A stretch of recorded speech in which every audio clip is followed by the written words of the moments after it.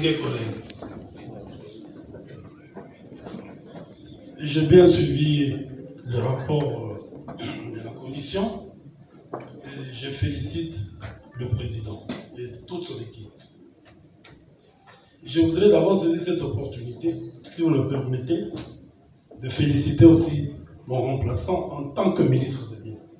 Je ne l'ai jamais vu, c'est la première fois que je le vois, puisqu'on ne m'a pas donné l'occasion de faire une remise de la et on me téléphone. C'est avec émotion que je l'ai dit.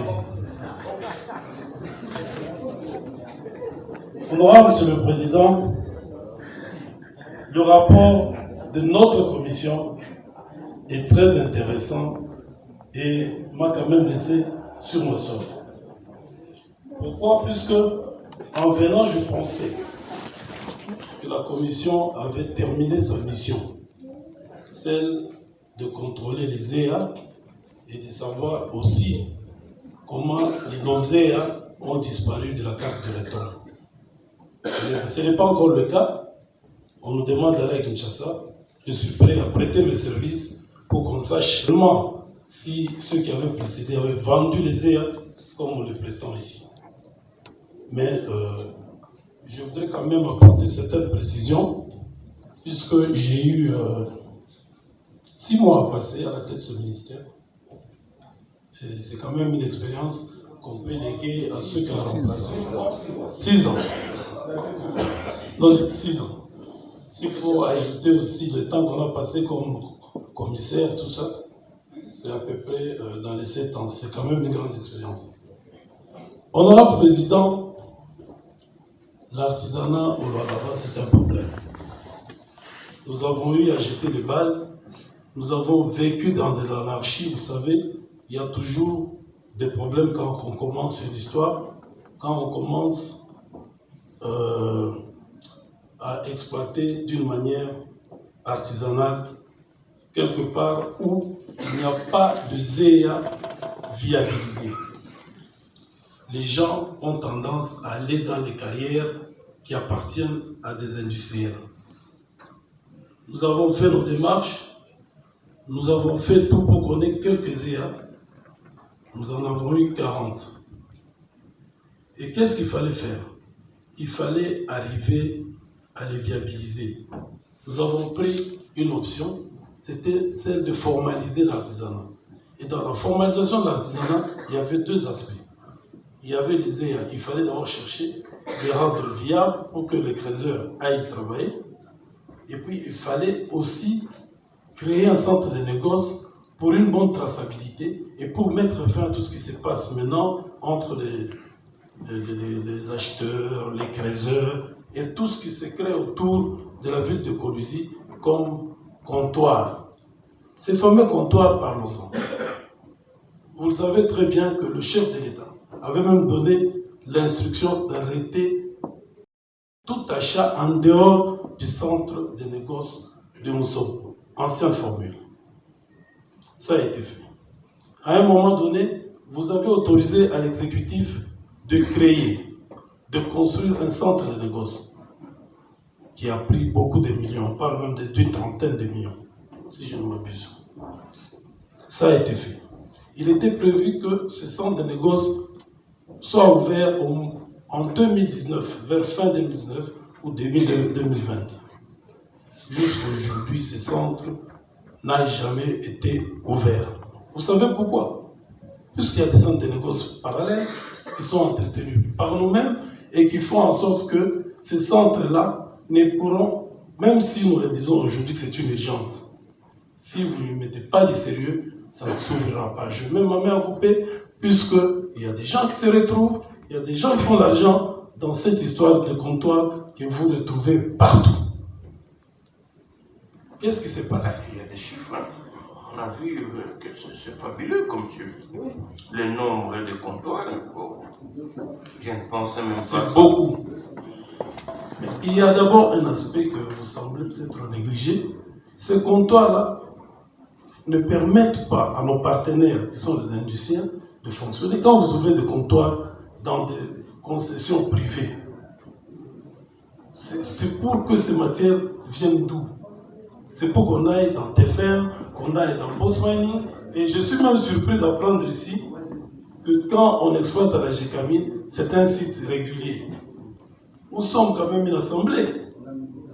Comment peut-on appeler des creuseurs qui vont dans un carré minier de la Gécamine, dans un carré minier de Post Mining, prendre les minéraux et amener, on dit qu'ils travaillent dans un site régulier. Ce ne sont pas des sites réguliers. Je m'explique, Président.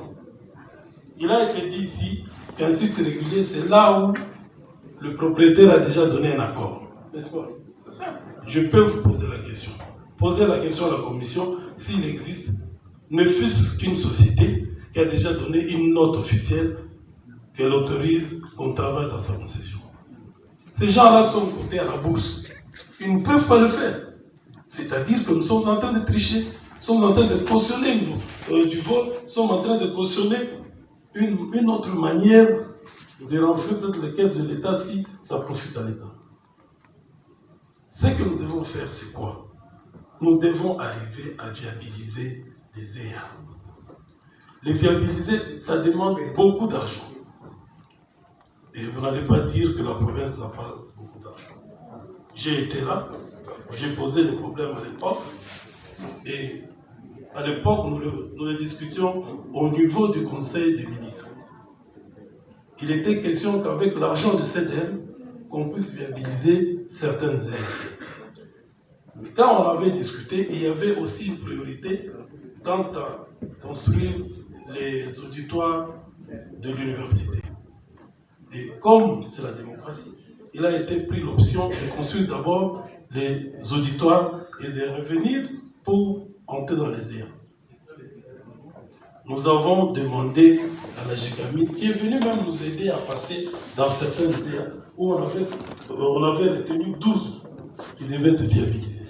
C'est parmi lesquels on vous parle de 2 500 000 de Sicomine. Je voudrais aujourd'hui qu'on se le dise une bonne fois pour toutes. Ces 2 500 000 $ n'ont jamais été versés dans les caisses de la province. Il n'y a aucun compte de la province qui a déjà reçu l'argent de Sicomine. Sicomine a promis 2 500 000 $. Et à ce jour, Sicomine a pris une société qui s'appelle Covec. Covec a pris un entrepreneur qui s'appelle Dimiex. Nous avons commencé à faire le forage et ils n'ont décaissé que 600 000 qui sont passés par Covec et qui ont été consommés par Dimiex. La province n'a jamais eu un rond. Et à ce jour, on a trouvé qu'il fallait continuer sur les autres CA. Sicomine a bloqué la machine. Je crois que la commission veut bien nous voir pour qu'on aille voir Sicomine et avoir des précisions sur ça. S'ils peuvent continuer, ça va aider le gouvernement. S'ils ont arrêté, qu'ils nous disent pourquoi ils ont arrêté. Mais alors, qu'est-ce qui s'est passé pour qu'ils sautent?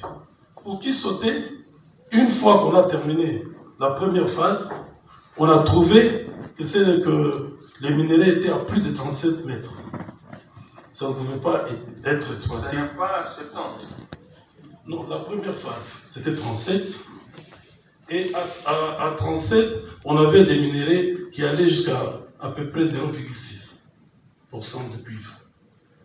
Il fallait aller à 70 pour trouver du cobalt à de bonnes teneurs. Ça ne peut pas être exploité d'une manière artisanale.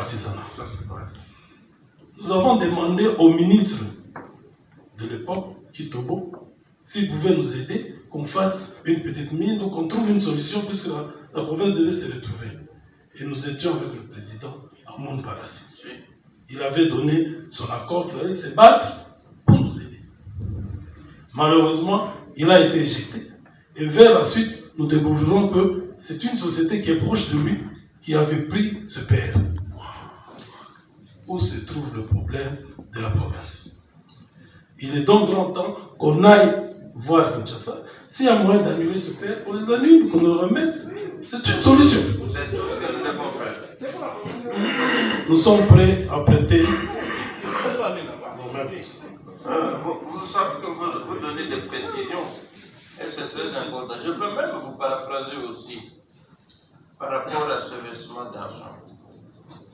dernièrement, il y a mes collègues, je crois, les rapporteurs avec le président de PLJ, Madame Fifi, qui étaient au Sénat, pour ce même problème-là.